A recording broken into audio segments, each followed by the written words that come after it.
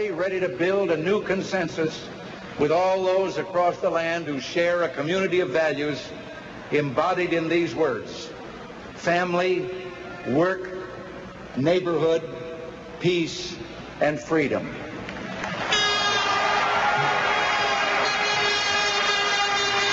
Never before in our history have Americans been called upon to face three grave threats to our very existence, any one of which could destroy us.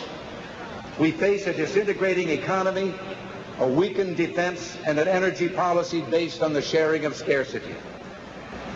They expect you to tell your children that the American people no longer have the will to cope with their problems, that the future will be one of sacrifice and few opportunities.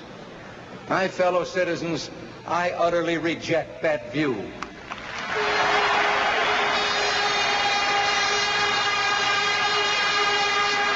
I don't blame the American people, the most generous on earth, who created the highest standard of living, are not going to accept the notion that we can only make a better world for others by moving backward ourselves. And those who believe we can have no business leading this nation. We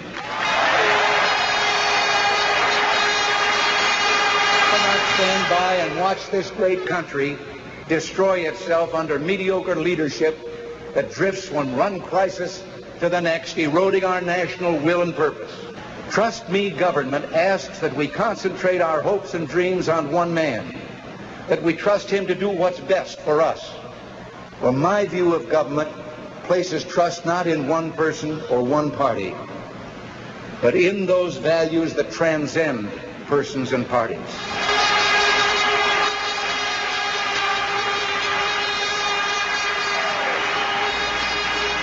While presidents have changed that kind of politics. Government is never more dangerous than when our desire to have it help us blinds us to its great power to harm us.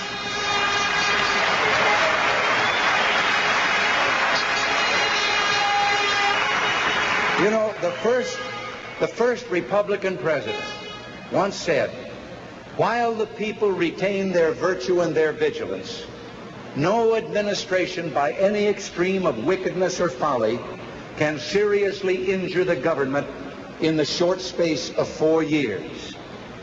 If Mr. Lincoln could see what's happened in the last 3.5 weeks, he might bet a little on that statement. That's all right. We must overcome something the present administration has cooked up. A new and altogether indigestible economic stew.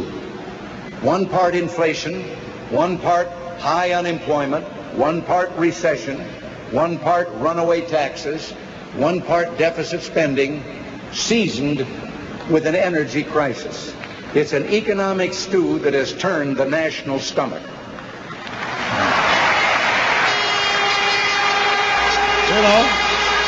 That's all right. High taxes, we are told, are somehow good for us. As if when government spends our money, it isn't inflationary, but when we spend it, it is. America must get to work producing more energy.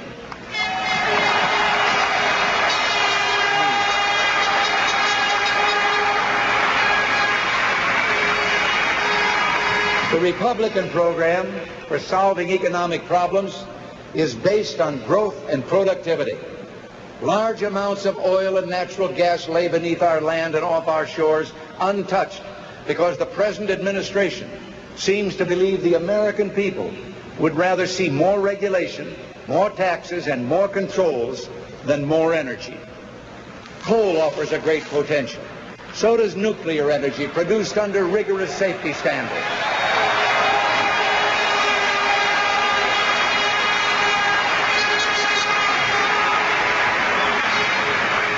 It could supply electricity for thousands of industry and millions of jobs and homes. It must not be thwarted by a tiny minority opposed to economic growth, which often finds friendly ears in regulatory agencies for its obstructionist campaigns.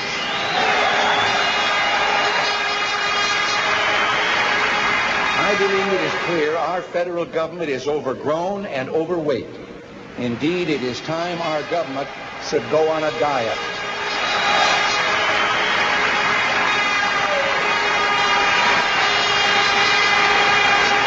None of this will be based on any new form of monetary tinkering or fiscal sleight of hand. We will simply apply to government the common sense that we all use in our daily lives.